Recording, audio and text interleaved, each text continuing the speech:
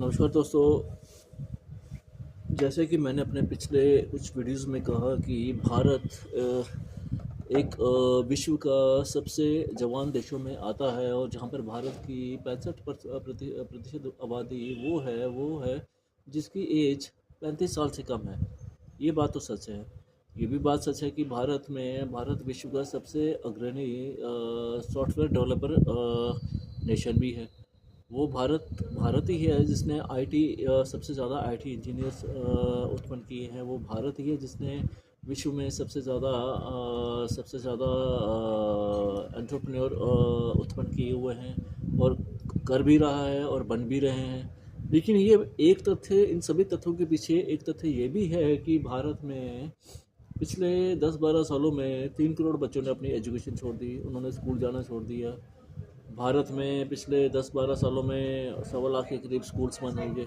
ये भी तथ्य ही है।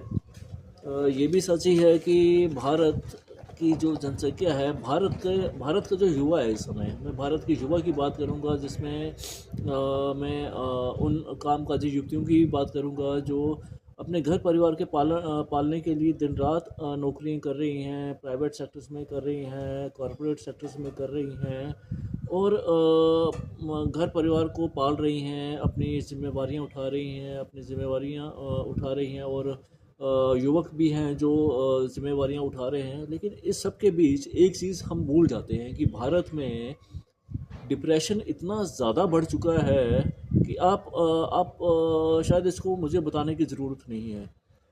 आप उनके बारे में सोचिए जो युवक रात बे रात ब्लिंकिट पे काम कर रहे हैं। आप उनके बारे में सोचिए जो रात बे रात स्विगी पे काम कर रहे हैं, जोमेटो पे काम कर रहे हैं, किसी ई कॉमर्स कंपनी के साथ, फ्लिपकार्ट के साथ, अमेजन के साथ काम कर रहे हैं। उनकी शक्लें देखिए, उनकी शक्लें देखकर ऐसा एहसास होता है कि इनकी जो शक्ल है वो इनकी उम्र का साथ ही नहीं देती। उम्र बेशक कम हो, लेकिन उनके चेहरे की झुर्रियाँ, उनकी चेहरे की थकान, उनकी उनकी मानसिक स्थिति है वो सामने दिख जाती है।